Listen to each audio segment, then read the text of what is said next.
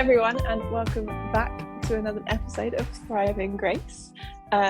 We are very excited to be starting a new series. We're very excited for it, but as you know it, we've got to have our question from Abi. Yes, I feel like season 1, my questions were like wacky. Last season they kind of were like more like get to know us kind of questions. This I'm trying to go back a bit more sort of wackiness. And this just came to me.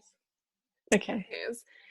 What household appliance would you be? Oh my goodness. I don't know. It literally you go first. It's quite a broad thing because there's quite a lot. It is very broad. Or it can even be like a household object. It doesn't have to just be an appliance. But I was thinking that I think if I were going off object, I'd quite like to be like a sofa because it's like comfy. It's where I spend a lot of my time in a minute.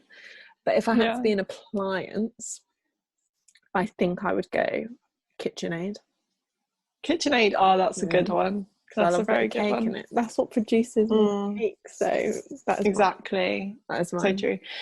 I always feel like I'm on like Take Me Out when you ask these questions because I've got to come up with like a punchy because I'm this. I think I'd be a toaster. Ooh. Just because, like toasty, warm. We love that. Bread, carbs, we love that. Yes. So I'm gonna go with the toaster. That was a good answer. Good answer. Yeah. I really like it. And it defrosts things, and I like to think I defrost people. Oh. Yeah.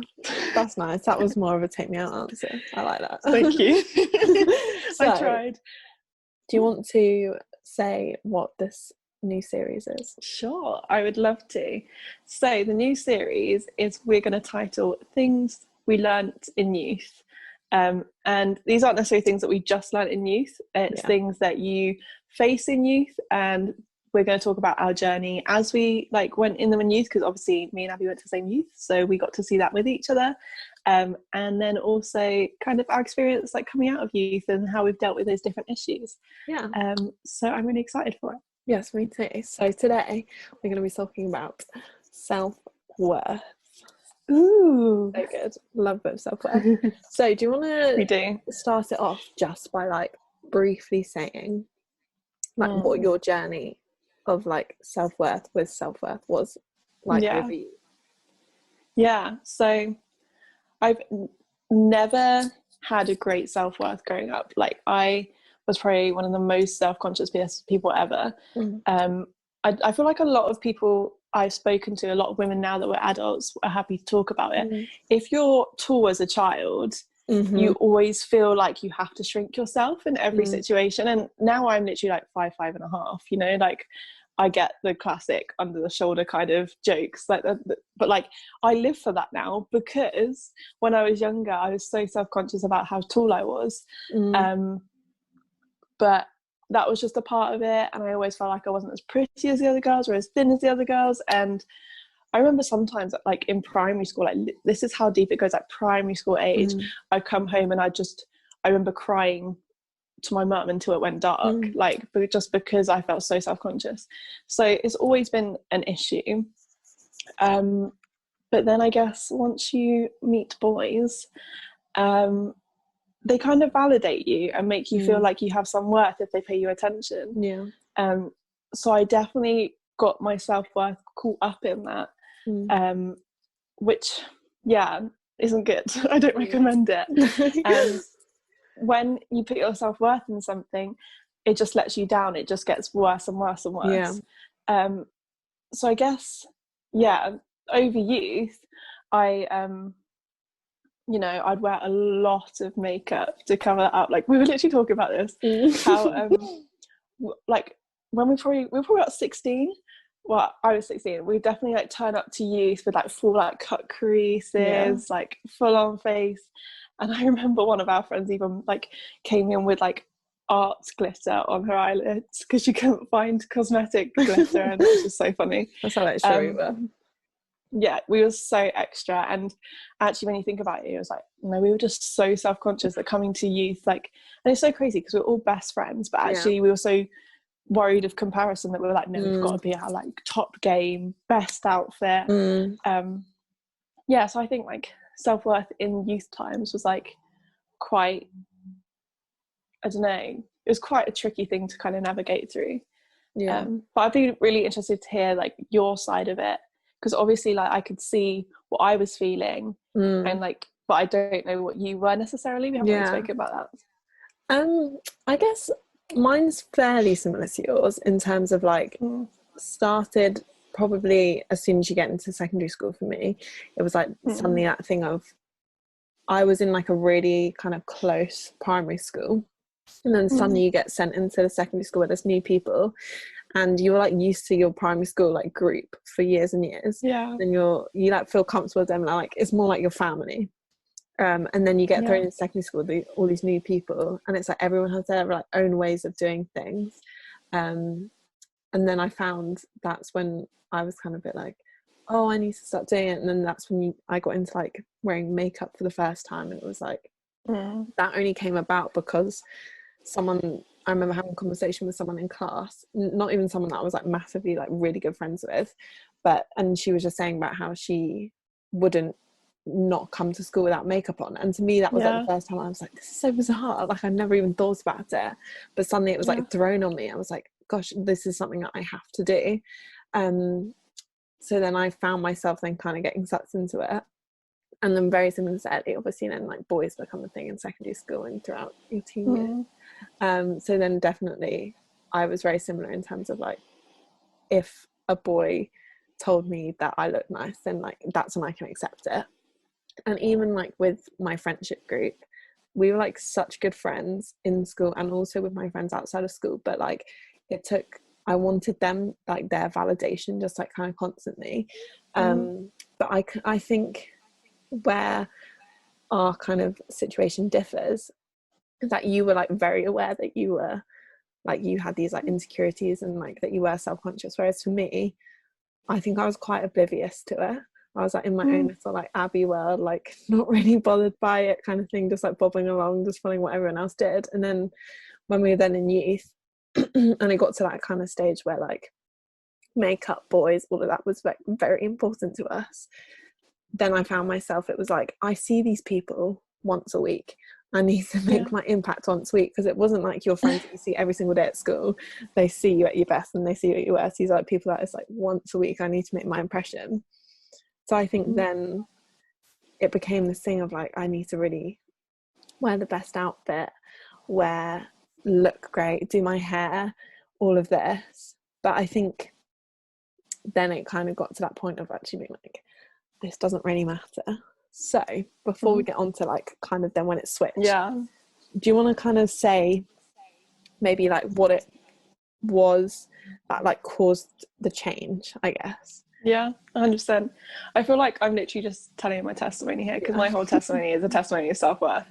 But I guess, like I said, I was putting it in boys, like my self-worth, and that went so terribly that I just started to hit a rock bottom, that it was like this cycle of like, I believed I was worth not that much, so guys treated me like I wasn't worth that much, so I believed it, and it was just this like cycle. And I guess I just hit a rock bottom, and God did a lot of work. He had a big old chat with me, and we like started working on it together. And I always use like the parable of the wise and foolish builders in Matthew, of how like my self-worth was so completely built in things that weren't stable and weren't safe, but actually like I felt like God had just like blown everything that I had worked on building away, so that I could start from the bottom again and building myself up in him. And yeah, it's incredible. And like obviously, you know, there were some days I remember so this was all when I was in sixth form, and so we didn't really have a dress code in sixth form, and I would just come in jeans, probably one of my dad's hoodies, no makeup, hair in a ponytail. And I think like obviously you're studying so much in A levels, so I was like, I actually don't care. And I was kind of like doing the opposite of what I was doing before. I was like, you know what, like I need to strip myself down, like I don't care. But then one of like the girls that I was friends with, she was like a brutally honest like character, and she was like, Ellie, like, I'm a bit worried about you. I was like, why? She's like, well, you just look a bit of a mess. She was just so honest. And I was like, yeah, no, I just don't really care what I look like at the moment. I've got too much on my plate. And she's like, yeah, but that worries me. And I was like, actually, you can go too far the other way, that you're like, I'm not worth anything. I might as well just look like rubbish and carry on. So I think it was just like, you know, like after that point of change, it was like about finding out what the balance was. I feel like you can go too far the other way. But yeah, 100%. What was the point that defined you? I can't really think of like a definitive point, you know, but I think it was kind of that point where maybe like similar time to you, where school became less about the social and more about actually like you have to work hard.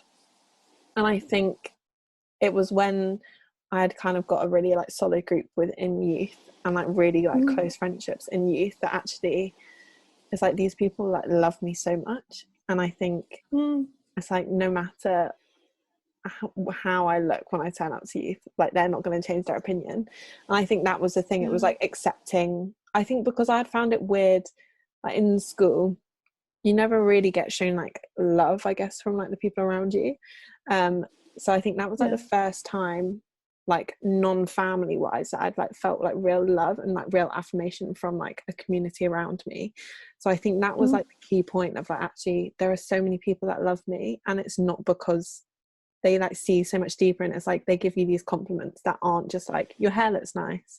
It was like these compliments actually about like what they saw inside. And I think it was like slowly seeing that, and then like building up the trust with these people, and like not even just people that I was friends with, but like leaders and stuff. Actually like they see so much more within you, and then like really being told that and having that like truth spoken over me in like a really like secure setting helped me just realize that I was like, actually it doesn't matter, to the point that then I started wearing this most horrendous jumper every single week to youth. I was literally, me and Ellie speak about it a lot. I was literally telling my brother's girlfriend about it earlier, about how horrendous it is. It was a grey sweatshirt, but it had a picture of like a pizza on it with like hearts, and I think the pizza may have even had a face on it, and it said on it, "Pizza my heart." And I literally wore it every single week to you. I thought it was so cool. Did it say you have a pizza my heart? I think it did. That makes it even worse. Literally, and it was so embarrassing. And I but the thing is, it wasn't like this is like a really like stunning outfit. I was like, I know this is comfy and casual, but I thought this is so funny. Like this is really going down well. But no, I was so wrong, so wrong. Oh my goodness. So I guess obviously like self-worth is very important. So do you think like how, I don't really know how to phrase this, but like when do you think you first kind of discovered what self-worth was, and how has kind of your opinion or like your view of what self-worth is changed? Because I feel as if like you can kind of think that you know what it is like like quite young, but then actually it does change as you kind of more. So what would you say? Massively. I don't know when I first thought of that. I guess it was when, you know, that point where God started to do work, and I was like, oh no, actually I'm worth more than this. I'm like worth, you know, people to spending time on me, not because of the way I look, or you know, like I am worth more than spending hours on my hair and makeup to go to school. Like actually I have an education and I'm worth more than that. Or I don't know, but I actually think one of the turning points for me with self-worth is literally like October last year, because I had never really given self-worth a thought, which is funny because when I look back on my testimony it's all self-worth, but I'd never given a name to it. And I was talking to my friend Kate, and she is a legend and she loves self-worth. She loves to talk about it. She actually, I'm going to plug my pal's podcast, but I have a pal, well, 2 pals, and they did a podcast called, well, it's called We Out Here for Vibing, and she actually went on there and did a whole one about self-worth, and it's really good. But she said to me, she was talking about her boyfriend, or like she was talking about relationships, and she was like, I'm a catch, and if someone doesn't want me, I know another guy will. And I was like, yes, gal, you are a catch. And like, I would never think to say that. I'd be like, oh my gosh, like that is way too like big-headed. But it was said so humbly. Yeah. And actually, like, knowing that you're worth something, knowing that you're a catch is so, so important. Yeah. And like, I saw this quote and it was like, I know what I bring to the table and I'm not afraid to eat alone. And like, I guess that for me, that defines self-worth. Yeah. What about you? When was the point that you were like, this is self-worth? Yeah. I don't know. I think because I've been in such like almost like a Christian bubble my whole life, I think you hear of it a fair amount anyway, and like you hear all these verses like you're fearfully, wonderfully made, like all of this, like constantly. But actually I think it became confusing to me when there was like self-worth and then there was also like self-confidence, and like all of this kind of gets brought into it, and almost like that. I think a lot as well on social media at the minute, and even years ago, there's always that thing of like, you're beautiful no matter what. And I think I was kind of thought like self-worth became this thing to me of like actually like being able to look at yourself in the mirror and know that you're like beautiful, and that is like a part of it. And I thought it was always like, oh, I can only have self-worth when I'm not insecure about anything. But actually, like, I think it changed in youth once, like, compliments. I think it was when the compliments changed for me, and when compliments about like my character meant so much more to me than what someone thought of my outfit. And we have a really good friend of ours called Justin. He was one of our leaders. Oh, Justin. I know. And I remember this one time we did this activity in youth, and I can't remember what it was, but we were like praying basically to like receive words and pictures about each other. And we wrote it on a piece of paper, and one of his for me was about that I was like Po from Kung Fu Panda, you know, the panda.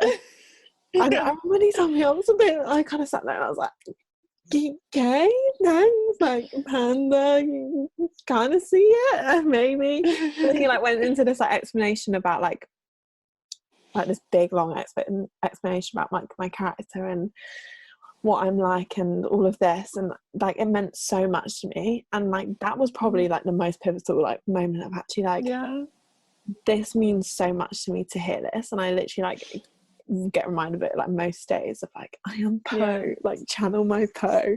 I love that, channel my Po. Yeah, literally.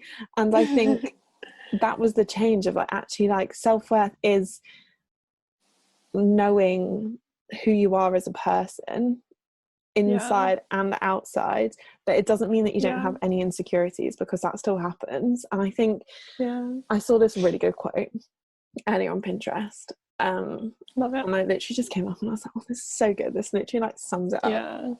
And it says, self-worth comes not from starting with self, but from starting with Jesus, placing our confidence in him and believing what he says about us.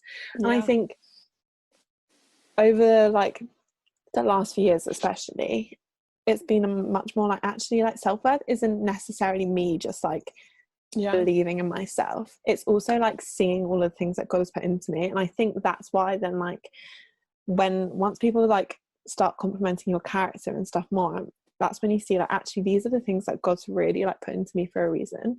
And that is 100%. My self-worth, and I like love that about myself. And I think it's like still loving yourself, but not loving yourself like, oh, I love myself because my hair's so great. It's like loving myself because I have this quality or something. Sorry, can I just butt in there? I think one thing that you mentioned earlier, like about like self-worth not being to do with like looking in the mirror and saying I am beautiful. I think it's like self-worth is like even if I'm not today, you know, because our beauty, our youth, our like everything is so unstable. And actually I think self-worth is about placing it into something that is stable. And like you said, it starts with Jesus, because he is the only thing that stays the same. And the fact that it's like, I am not worth something because I am beautiful or because I'm thin or whatever. I am worth something because I am inherently loved by Jesus. And I'm that's my worth as a human. Yeah, that's so true. Yeah, sorry, I just wanted to add that in. I love that. I think as well, like what you're just saying about how there are still, I think it's that often a misconception of like, once you have self-worth, you can literally look at yourself any day and be like, oh my gosh, I am stunning. But actually, like, no, that's not how it is. I think as well, a massive part for me of self-worth was like, I might look at myself one day and think, oh, I don't really like how I look, but I still know that there are so many people around me that literally think you are crazy, you still look amazing. Or like there might be something where I'm like, oh, my personality's like getting a bit on my nerves, especially in lockdown. I'm like, oh my gosh, I'm annoying myself. But like it's still knowing that there's still people around you that love you, but also more importantly, there's a God who literally is like obsessed with you, and he's like handcrafted you in that way. So would you say like some practical things that have helped you and still like help you with the whole like self-worth thing and like really understanding self-worth and developing it? Yeah, I think one of the best pieces of advice I was given by Kate, but also by the book that she recommended, is by Brené Brown. It's called Daring Greatly, and it's all about vulnerability. And it talks about the phrase like, my self-worth is not on the table. And so like going into different scenarios and just before being like, my self-worth is not on the table. And like it seems like it doesn't seem that practical because it's not something you can do, but actually you're just reminding yourself as you go into a situation, like if you're talking to this guy that constantly puts you down and you have to go speak to him, you're like, right, I'm going into this conversation but my self-worth's not on the table. The outcome of this conversation does not define my self-worth. Or, you know, like I go into, it's like whatever scenario you go into it going, my self-worth is not on the table, whatever happens here, I'm still loved, known and cherished by my God. And actually the more you practice that, the more you bring that to like the front of your mind, the more it starts to become true from you. Actually, like, I think that's been really helpful for me to just know that you know, just because something may not go the way you want it, or a conversation didn't happen, or I don't know, you made a little bit of an idiot out of yourself, like your self-worth is not on the table. And it doesn't change just because that happened. And that's definitely my most practical and biggest thing of advice. So thanks Brené Brown for that one. I love Brené Brown. Legend. What about you? What would your advice be? I couldn't really think of like one like set piece of advice, but I think I was like trying to like channel inner youth Abi, and love it. I was like trying to think like, what did I really learn about self-worth, and like what was it that caused me to learn that in youth. My piece of advice is a few like little things combined. It's like surrounding yourself with like a really good community of people that will lift you up, because I think no matter, you might have the best friends in the world, but there will still be people that can knock your self-worth and have the ability to actually like make you doubt your self-worth. So having those people that like really love you, like so close to you, is really important. And I think because of that, the overarching piece of advice is to like really trust what those people say and actually like listen to what those people say, because I think it's quite easy to think like, oh, they're just like saying that because they have to say that because I'm a friend. Because I think we get used to that pattern of like, it's quite an often thing, especially in British culture, of like, it's like, hey, how you doing? Oh my gosh, I love your outfit, kind of thing, as soon as you see someone, and it's like an automatic response. But actually like take note of the things that people say about you that are like not just your outfit's great. It doesn't even have to be like, oh my gosh, you have the kindest heart. It could literally be like, oh, that thing that you said, that's like really great, or like just things like that. It's like actually really taking that on and listening to those things, because 100% they've said it for a reason, and it doesn't even have to be people that are close to you. And I think it's like listening to them and trusting them and what they have said. And I was reminded a bit earlier of two verses, but one of them in particular in 1 Corinthians, which is 1 Corinthians 1 verse 5, and it says, for in him you have been enriched in every way with all kinds of speech and with all knowledge. And I think that, I literally read it earlier and I was like, oh my gosh, like this is really true that self-worth is always developing, because I read that earlier and I was like, it's so true that like often it's like the one thing I feel as if it's like preached so much that we are like made in his image, he's given us all these qualities, but we can often like forget it a bit in a weird way. But I really love how this verse is like worded in terms of like we are enriched in him, and it's like not just in like our mind, it's in every single way. And I think that's the important thing to remember, of like when you doubt your self-worth, go back to him, because he's the one that has enriched us.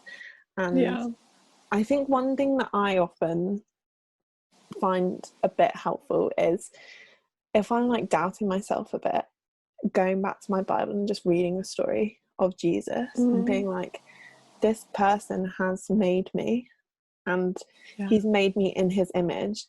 I might not quite believe it today, but he is incredible. And I'm reading the story being like, oh my gosh, this guy is amazing. I'm like maybe even 1%, if that, of that, and wow, that is amazing. And I might not believe it, but I am, because that's what it tells me over and over again in the word. So I think that's my also other piece of advice. I love that. Going back to what you said about community as well, is that like you have the power to change the culture of your community.